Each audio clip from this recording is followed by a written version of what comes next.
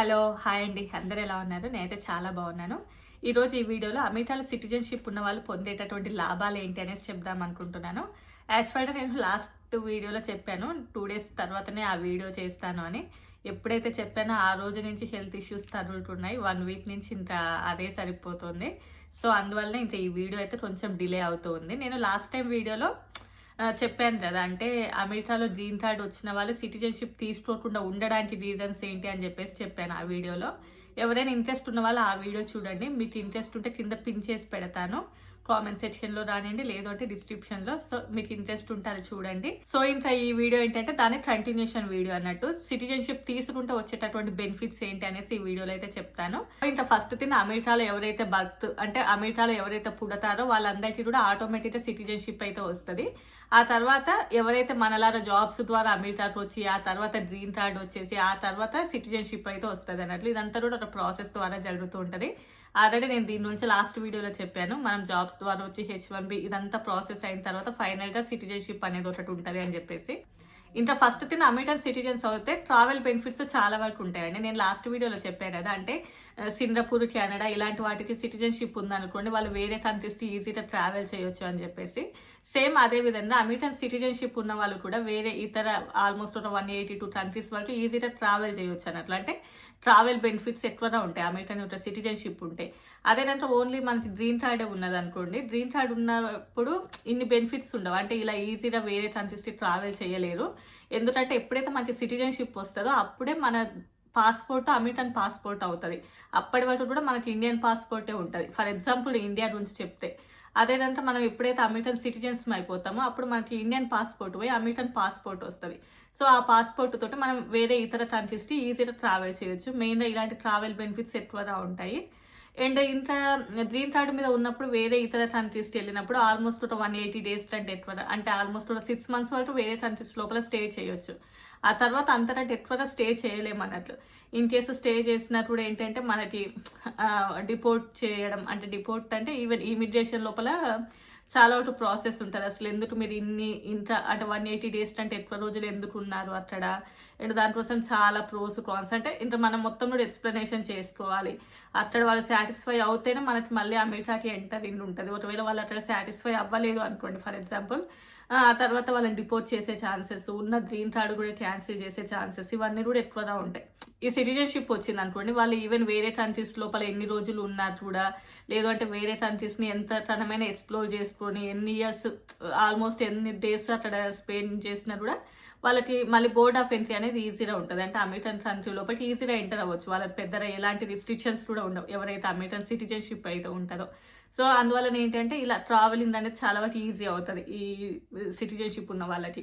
And next thing US citizenship ఉన్న వాళ్ళు వేరే దేశాల లోపలికెళ్ళినప్పుడు ఏదైనా వాళ్ళు సిట్యుయేషన్స్ ఏమన్నా ఫేస్ చేసినా కానియండి, లేదు అంటే వాళ్ళ పాస్‌పోర్ట్ అలాంటివి పోయినా కూడా చాలా వరకు అమెరికన్ గవర్నమెంట్ వాళ్ళకి సపోర్ట్ చేస్తది. వాళ్ళు ఈజీగా కూడా యూఎస్ ఎంబసీకి రానియండి, లేదు అంటే కాన్సులేట్‌కి అంటే ఇలాంటి వాటికి ఎక్కువగా ఫ్రీగా ఎళ్ళగలరు. అండ్ వాళ్ళ యొక్క ప్రాబ్లమ్స్ ఫేస్ చేస్తున్నామని చెప్పినప్పుడు గవర్నమెంట్ నుంచి ఎక్కువ సపోర్ట్ ఉంటది వాళ్ళకి. ఈవెన్ గ్రీన్ కార్డ్ హోల్డర్స్‌కి అలాంటి సపోర్ట్ ఎక్కువగా ఎక్స్‌పెక్ట్ చేయలేం. బట్ ఈ సిటిజన్‌షిప్ ఉన్న వాళ్ళకి మాత్రం అమెరికన్ గవర్నమెంట్ నుంచి ఎక్కువ సపోర్ట్ ఉంటది. ఆల్రెడీ నేను ఈ విషయాన్ని ఒకసారి చెప్పాను. అంటే అమెరికాలో ఉన్న వాళ్ళకి ఎక్కువ బెనిఫిట్స్ ఏముంటాయని చెప్పేసి. సో, అక్కడ కూడా చెప్పాను. వాళ్ళు ఏదైనా చిన్న సఫర్ అవుతున్నారు అని అమెరికన్ గవర్నమెంట్ తెలిస్తే తప్పకుండా కూడా వాళ్ళకి వాళ్ళు ఎలాంటి ఇబ్బందులు పడకుండా చూస్తది. వాళ్ళు వేరే కంట్రీస్ లోపల జైల్‌లో ఉన్నా కానియండి, లేదు అంటే వాళ్ళు ఏదైనా సఫర్ అవుతున్నా, ఏవైనా ట్రావెల్ డాక్యుమెంట్స్ పోయినా కూడా అంటే వాళ్ళు ఈ కంట్రీస్ లోపలికి ఎంటర్ అవ్వలేకపోతున్నారు సిటిజన్‌షిప్ ఉన్న వాళ్ళు అంటే గవర్నమెంట్ నుంచి ఎక్కువ సపోర్ట్ ఉంటది. సో, అందువల్ల కూడా చాలా మంది అమెరికన్ సిటిజన్‌షిప్ తీసుకోవడానికి ఎక్కువ ఇంట్రెస్ట్ చూపిస్తారు.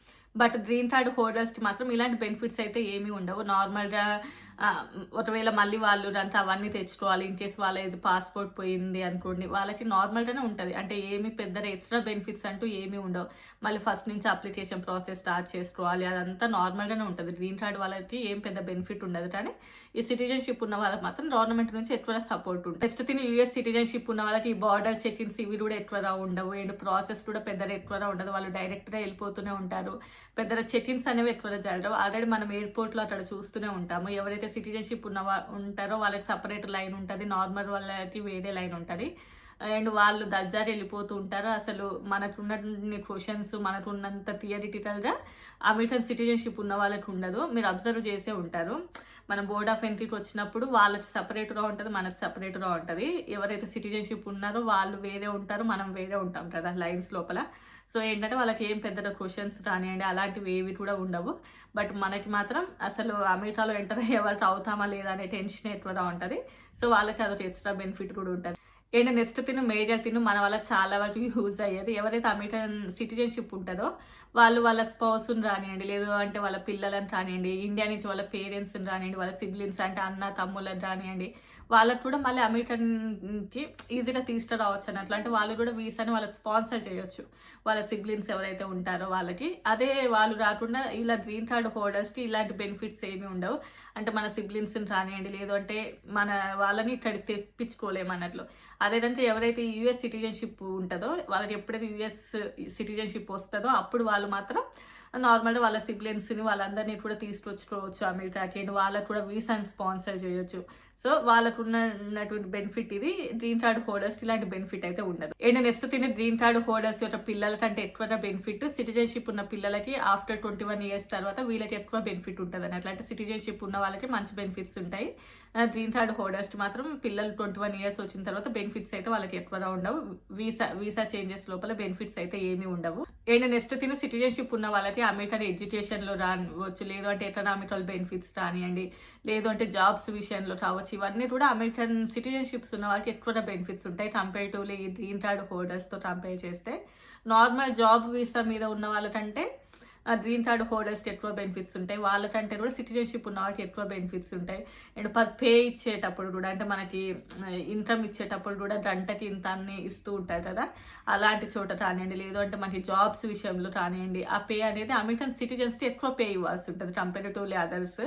సో అందువలన కూడా ఈ సిటిజన్షిప్ అనేది వాళ్ళకి మెయిన్గా యూజ్ అవుతుంది. ఎవరైతే అమెరికన్ సిటిజన్స్ ఉంటారో వాళ్ళకి ఎక్కువ పే ఇస్తూ ఉంటారు. అంటే ఆల్మోస్ట్ 50% అలా డిఫరెన్స్ ఉంటుంది. అదే కదా చాలా మందికి ఇప్పుడు ప్రాబ్లం. అంటే వేరే కంట్రీస్ నుంచి తీసుకొచ్చుకొని తక్కువ చేపించుకుంటున్నారు.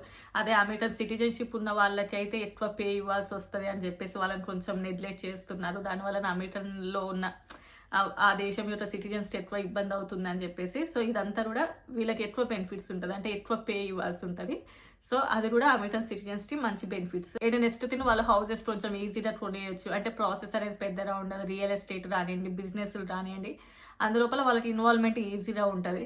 వాళ్ళు ఇక్కడ ఎలాంటి బిజినెస్లు అయినా కూడా వాళ్ళు ఓన్గా పెట్టుకోగలము అంటే వాళ్ళకి ఎలాంటి ప్రాబ్లం లేకుండా పెట్టుకోవచ్చు. అదే గ్రీన్ కార్డ్స్ రానివ్వండి, నార్మల్గా మనలాంటి వాళ్ళమైతే ఇక్కడ బిజినెస్లు రానివ్వండి అలాంటి వాళ్ళ లోపల మనకి ఏమి ఇన్వాల్వ్మెంట్ అనేది ఉండదు. బట్ అమెరికన్ సిటిజన్స్ అయితే వాళ్ళకి ఎక్కువ ఇన్వాల్వ్మెంట్ అనేది ఉంటుంది. ఏంటంటే నెక్స్ట్ మెయిన్ థింగ్ అమెరికాలో ఓట్ చేయాలన్నా, లేదు అంటే ఏదైనా పొలిటికల్ లోపల మన ఇన్వాల్వ్మెంట్ ఉన్నా, లేదు అంటే ఏదైనా గవర్నమెంట్ బెనిఫిట్స్ మనం పొందాలి అని అనుకున్నా, లేదు అంటే గవర్నమెంట్ సెక్టార్ లోపల మనం వర్క్ చేయాలని అనుకున్నా, వీటన్నిటికి కూడా ఈ సిటిజన్షిప్ అనేది మెయిన్గా యూజ్ అవుతూ ఉంటుంది. అండ్ నెక్స్ట్ తిని ఫెడరల్ బెనిఫిట్స్ పొందాలన్నా, లేదు అంటే పబ్లిక్ ఆఫీసెస్ లోపల వర్క్ చేయాలి అని అనుకున్నా, లేదు అంటే ఇంకా ఎలాంటి స్కాలర్స్ పొందాలి అనుకున్న స్కూల్స్ లోపల రానివ్వండి, కాలేజెస్ లోపల రానివ్వండి, ఎక్కువగా బెనిఫిట్స్ అనేది అమెరికన్ సిటిజన్స్కే ఉంటూ ఉంటాయి. అండ్ నెక్స్ట్ తిని గవర్నమెంట్ బెనిఫిట్స్ పొందాలన్నా, గవర్నమెంట్ సర్వీసెస్ పొందాలి అని అనుకున్న వీటన్నిటికి కూడా మంచి సిటిజన్షిప్ ఉంటేనే యూజ్ అవుతుంది. అంటే ఫర్ ఎగ్జాంపుల్ చెప్పాలి అంటే నిరుద్యోగ వృత్తి అలాంటివి అమెరికన్ సిటిజన్స్కే వస్తూ ఉంటాయి వాళ్ళకి, లేదు అంటే వృద్ధాప్య పెన్షన్లు అలాంటివి ఉంటాయి చూసారా, అలాంటివి ఆల్మోస్ట్ ఇంకా అమెరికన్ సిటిజన్స్కే వస్తూ ఉంటాయి. ఇంకా ఇట్లా చెప్పుకుంటూ పోతే ఆల్రెడీ చెప్పారు కదా చైల్డ్ బర్త్ అంటే అమెరికాలో పుట్టిన వాటి సిటిజన్షిప్ రావడము. సో ఇలాంటివన్నీ కూడా. సో ఇంకా ఇంతే అండి, నాకు తెలిసి ఆల్మోస్ట్ అన్ని కవర్ చేశాను అనుకుంటున్నాను. ఇన్ కేస్ ఏదైనా కవర్ చేయకుండా మీకు తెలిసినవి ఉంటే కామెంట్ సెక్షన్లో తెలియజేయండి. అండ్ మీకు ఇంకా ఎలాంటి వీడియోస్ కావాలో కూడా కామెంట్ సెక్షన్లో తెలియజేయండి. So don't forget to subscribe my channel. And అలాగే వీడియోకి లైక్ చేయండి. లైక్ చేయడం వలన ఎక్కువ మందికి రికమెండ్ అయ్యే ఛాన్సెస్ ఉంటుంది. సో లైక్ చేయండి. Bye bye.